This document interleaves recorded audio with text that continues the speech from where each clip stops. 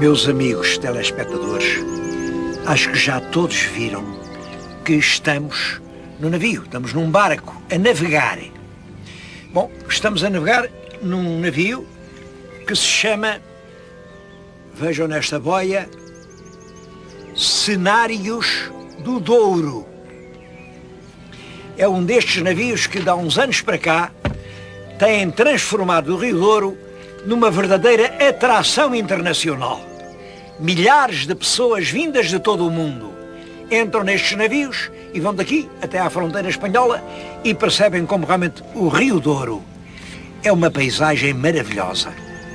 Eu escolhi este cenário para prestar a minha homenagem a uma grande figura do princípio do século XIX. Ele não nasceu em Portugal, nasceu na Escócia, era um escocês.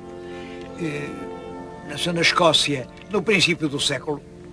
Quando tinha 20 e tal anos, um tio que estava já aqui no Porto a ganhar muito dinheiro com o vinho, o tio Diogo.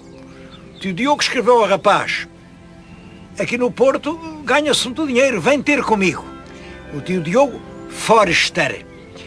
E ele tinha que começar a vida, mete-se no navio, vem até ao Porto, instala-se no Porto e vem a dedicar-se inteiramente ao Rio Douro. Esse homem, nascido na Escócia, amou este rio talvez como ninguém até hoje. Ele desenhou-lhe os retratos, ele traçou-lhe o curso e a planta minuciosamente. Ele viveu aqui a vida inteira. Ele, para simbolizar que tinha dado a sua vida ao Douro, acabou por morrer afogado aqui no Rio Douro. Olhem, aqui bem perto do sítio onde agora estamos, no Caixão da Valeira. O governo português, o rei, que nessa altura era o Dom Fernando, como sabem, Dom Fernando de Saxe, quando a esposa morreu, a esposa da rainha Dona Maria II, o herdeiro do trono, Dom Pedro V, ainda não tinha 18 anos. E, segundo a lei, o rei não podia ter menos de 18 anos. Portanto, houve ali um tempo em que o pai do rei, que era o Dom Fernando, um alemão, um príncipe alemão, muito culto, muito inteligente, foi regente de Portugal. Dom Fernando de Saxe era um artista, também era um exímio desenhador e, portanto, admirava realmente este José James Forster e resolveu torná-lo fidalgo português. Deu-lhe o título de Barão de Forster. Mas é o Barão de Forster que morreu aqui afogado no Rio Douro e que foi um dos homens que mais fizeram pelo prestígio dessa riqueza que é o vinho do Porto. É desse homem que eu hoje queria falar. O Barão de Forster está muito ligado à história do vinho do Porto em Portugal. Mas, é claro, não foi ele quem fundou o vinho do Porto. Quando ele chegou aqui, já o vinho era muito antigo em Portugal. Aliás, a minha ideia é de que o vinho é muito mais antigo do que Portugal. Quando Portugal nasceu, já o vinho era velho. Escreve-se muito sobre a história do vinho. Em Portugal há excelentes livros sobre a história do vinho.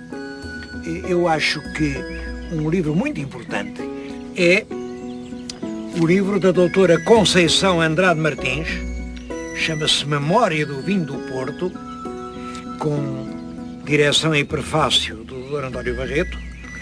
Bom, este é um dos livros fundamentais sobre a história do vinho em Portugal. Pensa-se que as primeiras vinhas cultivadas, quer dizer, as vinhas que já subsistiram a vinha selvagem, vêm de cerca de 6.000 anos antes de Cristo. E Portugal nasce muito depois.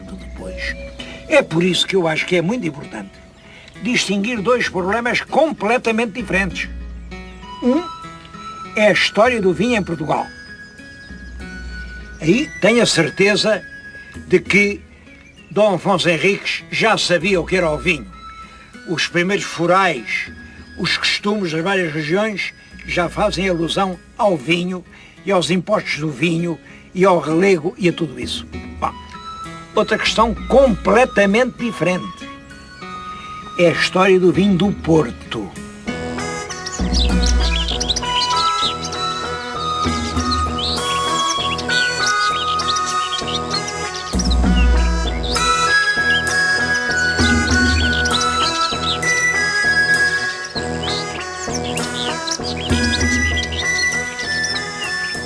É que o vinho é essencialmente europeu. O vinho vem do Oriente. Quando se dá aquelas grandes glaciações, o vinho só sobreviveu ali nas montanhas do Cáucaso. Daí vai para a ilha de Creta. É em Creta que os gregos aprendem a gostar do vinho. Os gregos ensinam isso aos romanos. E os romanos trazem isso para toda a Europa, sobretudo para a Gália. Aqueles magníficos vinhos franceses, aqueles Bordeaux, esses vinhos que são famosos em todo o mundo. As primeiras cepas foram plantadas pelos romanos. Bom, e naturalmente os franceses gostavam muito de vinho. Na Inglaterra não havia vinho. A Inglaterra é o país da cerveja. E cerveja é uma civilização. Vinho é outra civilização. Aliás, no mundo, cada continente tem a civilização que merece. A Europa tem o vinho. A Ásia tem o chá. A África tem o estimulante café. A América tem a inocente Coca-Cola. Bom, e a Inglaterra tinha a sua cerveja. Mas quando o Guilherme o Conquistador, que era francês, como sabe, era da Normandia, quando os normandos passam para a Inglaterra, eles passam para a Inglaterra com os seus costumes franceses. E um deles é beber vinho. Portanto, bebem vinho francês. Desde o século XIII, XIV, XV, XVI, toda a Inglaterra só conhece o vinho francês. É por essa altura que a Inglaterra começa a querer ser senhora do mundo e entra em conflitos violentos com a França. Bom, se eles estão em guerra com a França, não podem importar, pelo menos claramente. O contrabando foi sempre muito importante. Muito, muito. Não é só agora. Mas, enfim, abertamente não podiam mandar vinhos franceses. E andaram à procura de mercados alternativos. Bom, e aí os ingleses veem que nestas colinas do Rio Douro se cria um vinho encorpado, aveludado, saboroso. Um vinho que, no fundo, não devia nada aos vinhos da Borgonha, ou aos Bordeaux famosos. Não, era um vinho muito bom, muito bom. E é por isso que, quando começam as grandes guerras entre a Inglaterra e a França, o vinho de Portugal começa a substituir o vinho francês. Eu bem sei que o seu telespectador não gosta assim muito de algarismos, mas eu vou-lhes indicar isto, porque isto é fundamental. No fim do século XVII, já quase no fim, no ano de 1678, reparem, 678, Portugal manda só para a Inglaterra 408 pipas de vinho. 408 pipas não é nada. Passam-se 14 anos e Portugal já manda para a Inglaterra 12.465 pipas de vinho. 12.000 já é muito, muito. Bom, para fazer a ideia, devo dizer que hoje a exportação para a Inglaterra é da ordem das 100.000 pipas anuais. Isto desde os anos 80, desde 1980, mais altas e baixas, cerca de 100.000 pipas anuais. E por isso o vinho do Porto é uma das mais importantes riquezas nacionais. É claro, quando os ingleses descobriram que aqui havia um vinhozito que podia substituir o indispensável vinho francês, começaram a perceber, mas isso é um grande negócio. Então começaram a mandar para cá ingleses para serem eles a comprar o vinho e a exportá-lo.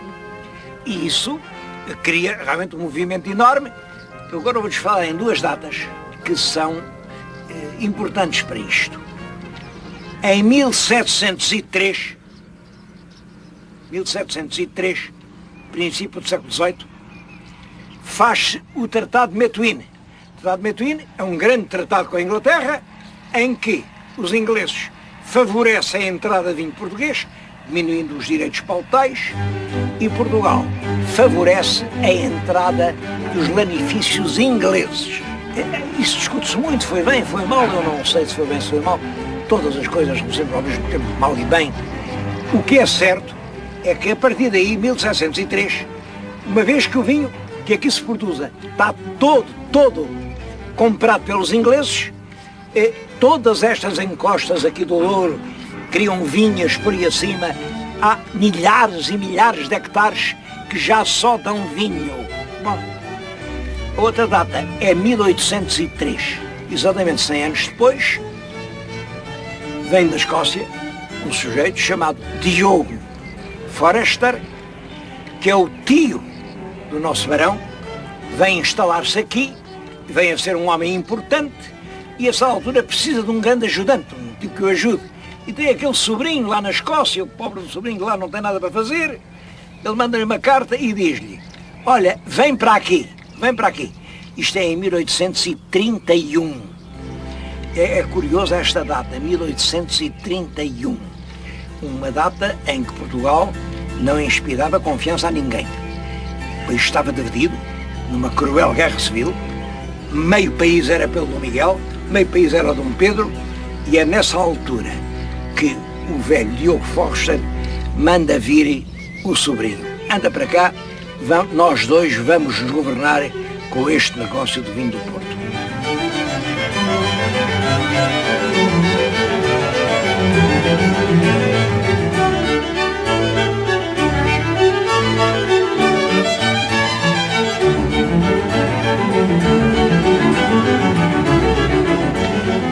Era um homem com excepcionais qualidades. Ele chegou ao Porto, conseguiu introduzir-se logo nas famílias mais ilustres, nos meios melhores. Por outro lado, era um grande artista, um homem de cultura. Ele não era um vulgar comerciante. Desenhava primorosamente e escrevia muito bem. Aliás, escreveu muita coisa. E é o que ele escreveu que fez com que se tornasse uma figura tão discutida. O que eu agora tenho na mão é um livro, estão a ver, O Vinho do Porto, Processo de uma Bestialidade Inglesa. Isto é uma coisa do Camilo. O Camilo foi uma das línguas piores, mais corrosivas, que até hoje houve em Portugal. Este livro é para dizer mal do Barão de Forester. E diz mal porquê? Porque realmente Forester critica o estado a que deixaram chegar o vinho. Eu vou-lhes ler o resumo que o próprio Camilo faz das críticas escritas em Inglaterra pelo Barão de Forester, num folheto publicado em 1848. O Barão de Forester, com os lavradores de não diferenciarem no fabrico as temperaturas úmida, fria, seca e quente, que empregavam promiscuamente toda a casta de uva, adulterando-a com ingredientes adequados ao paladar inglês, mas corrosivos. Na fermentação do lagar, acusa o lavrador de retardar a fermentação, vazando em cada pipa do mosto entre 12 e 24 galões de aguardente. Passados 2 meses, a mixórdia é corada com baga, mediante uns sacos de linhagem que espremiam sobre o vinho e depois atiravam o resíduo ao tonel. 2 meses de descanso. Esta beberagem é enviada para o Porto e é novamente beneficiada com o veneno alcoólico. E 9 meses depois, ao sair para a Inglaterra, como golpe de misericórdia, nova infusão de aguardente. De modo que o vinho entrava no estômago inconsciente do Reino Unido à razão de 26 galões de aguardente por pipa. E depois descreve o que seja a Jurupiga, como ela entra nestes horrendos mistérios, etc, etc. O barão realmente lutava pela qualidade do vinho do Porto. E lutar pela qualidade de um produto português é lutar por Portugal.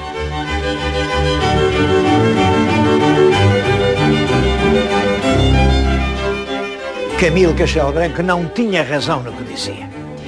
Ele tem uma desculpa, é claro, como sabem, Camilo era um homem obrigado a viver do que escrevia. E para escrever, uma pessoa que ganha a vida a escrever só ganha se disser mal. Ninguém ganha dinheiro a dizer bem. É preciso dizer mal para arranjar freguês, para fazer escândalo, e isso é que explica que o grande Camilo tenha dito tão mal do Barão de Forster, que realmente é um homem a quem Portugal tinha todas as razões para estar agradecido. Eu vim agora gravar este momento aqui no Instituto dos Vinhos do Douro e do Porto. Agradeço muito à direção do Instituto ter permitido isso, por uma razão. Eu queria mostrar-lhes o que, quanto a mim, é uma prova decisiva da dedicação do Barão de Forster por esta terra, por este rio. Atrás de mim está um grande mapa. Ele tem 3 metros de comprido.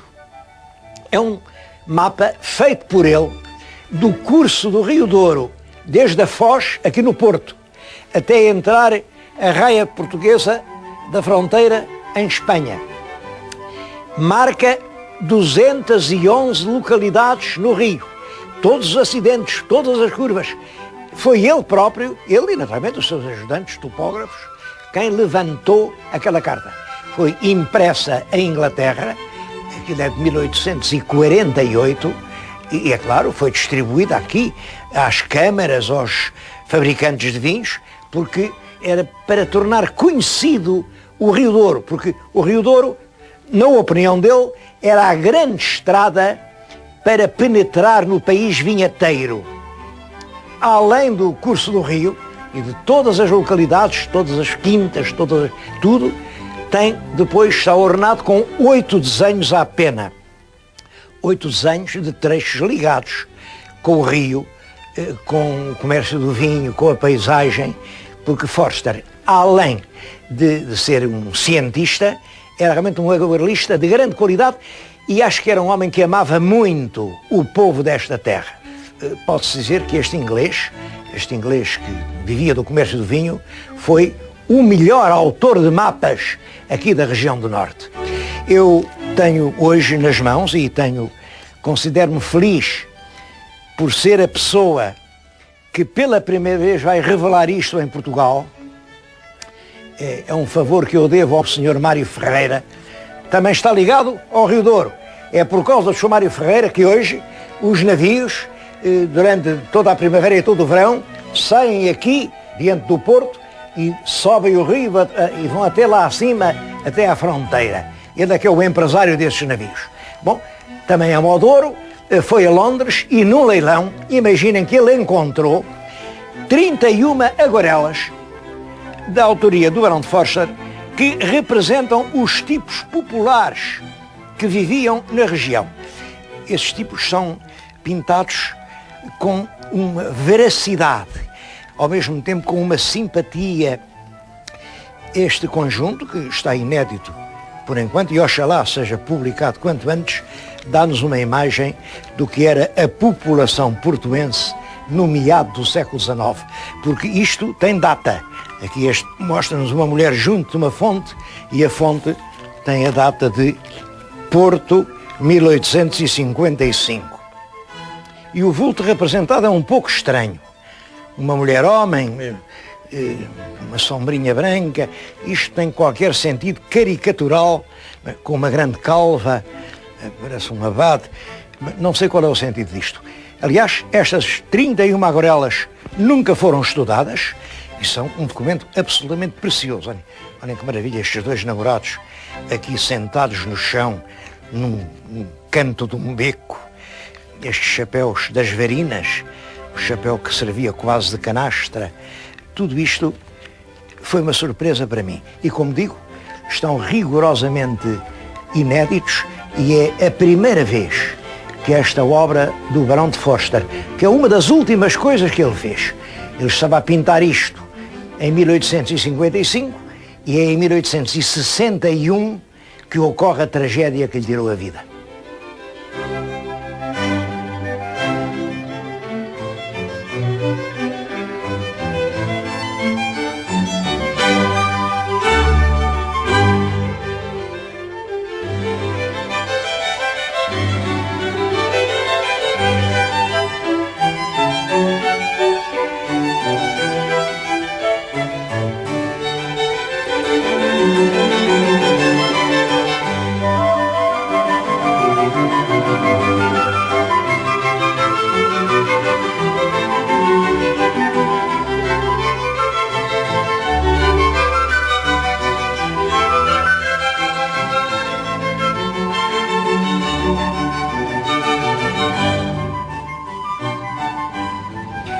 Bom, de resto deve-se dizer que o Forster não estava a fazer acusação nenhuma que não fosse muito antiga. Eu tenho aqui neste livro que já lhes citei, da professora Conceição Andrade Martins, um texto. Para a louvora, os culpados da crise são, portanto, os correspondentes ingleses.